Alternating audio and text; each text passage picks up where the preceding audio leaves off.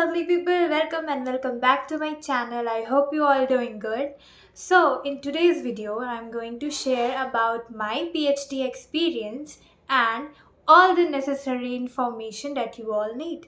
So let's get started. So selection के 1 या 2 हफ्ते बाद मुझे कॉल आती है कि आपकी PhD क्लासेस स्टार्ट होने वाली हैं 9th या 8th जनवरी से, तो क्या आप अवेलेबल हो? तो मैंने बोला यस आई एम अवेलेबल। तो फिर हमारी क्लासेस स्टार्ट हुई। पहले तो मेल आया कि क्या क्या स्केड्यूल रहेगा, टाइमिंग्स क्या रहेंगी एंड ऑल। तो फिर हमें ये था कि 8 बजे से 4 बजे तक हमारी क्लासेस रोज़ चलेंगी, बस सैटरडे संडे ऑफ रहेगा।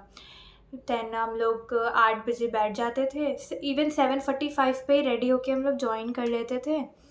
फिर हम लोग की क्लासेस होती थी। हमारी ट्रेनर भी बहुत अच्छी थी, उन्होंने हम लोग को बहुत अच्छे से सब कुछ सिखाया।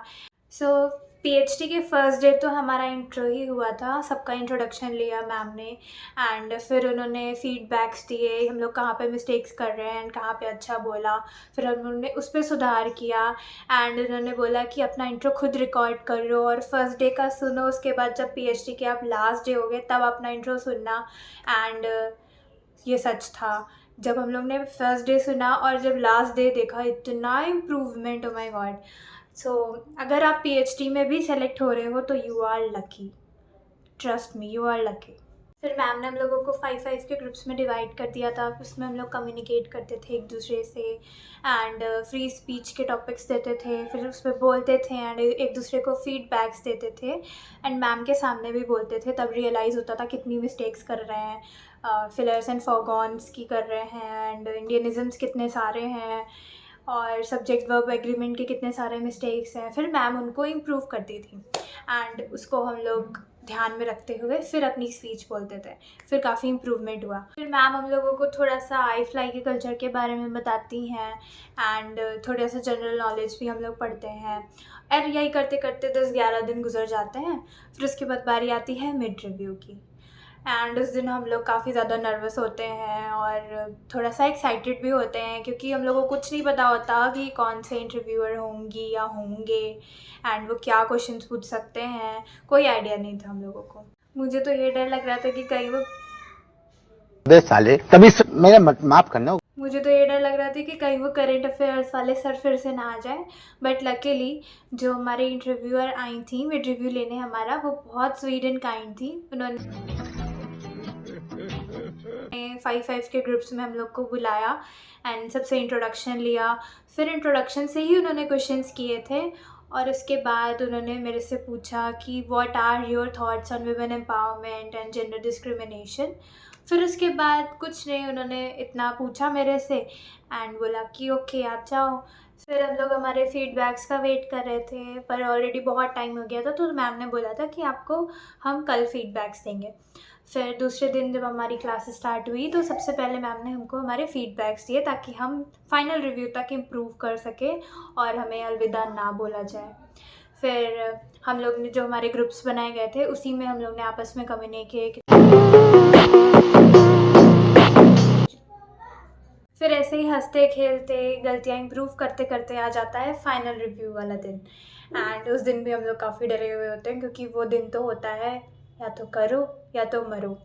एंड ये भी था कि पता नहीं कौन से इंटरव्यूअर आएंगे, वो भी मिड रिव्यू वाले इंटरव्यूअर की तरह स्वीट होंगी या होंगे कि नहीं होंगे। तो हम लोग सुबह से इंटरव्यूअर के इंतज़ार में रेडी होके बैठे रहते हैं कि कब वो आएंगे एंड हमारा फाइनल रिव्यू स्टार्ट होगा।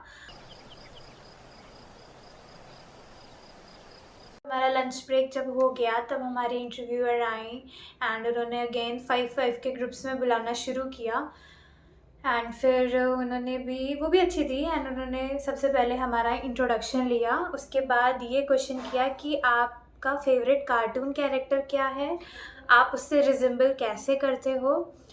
और उन्होंने मेरे से ये क्वेश्चन किया था कि आप छोटेपन से अपनी मदर को देख रहे हो, आपने उनसे क्या सीखा एंड आप क्या चाहते हो कि उनकी क्वालिटीज़ आपके अंदर आए। तो काफ़ी अच्छा क्वेश्चन था एंड सिंपल था और ट्रिकी था।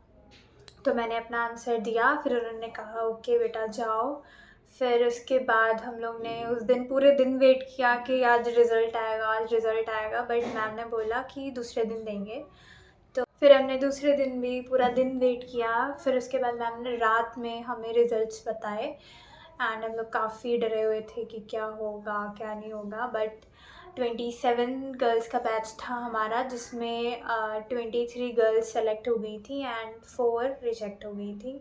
So that's all. ये था मेरा पीएचडी का एक्सपीरियंस एंड मैंने क्वेश्चंस भी बता दिए हैं कि क्या क्या मिड रिव्यू में पूछे गए थे एंड क्या फाइनल रिव्यू में पूछे गए थे। एंड मैं इतना ही कहूँगी कि आपको पीएचडी में इतना ट्रेन कर दिया जाता है कि आप एंड तक आते आते आपसे कोई भी क्वेश्चन कर दिया जाए, आप उस पर कुछ ना कुछ तो बोल ही लोगे।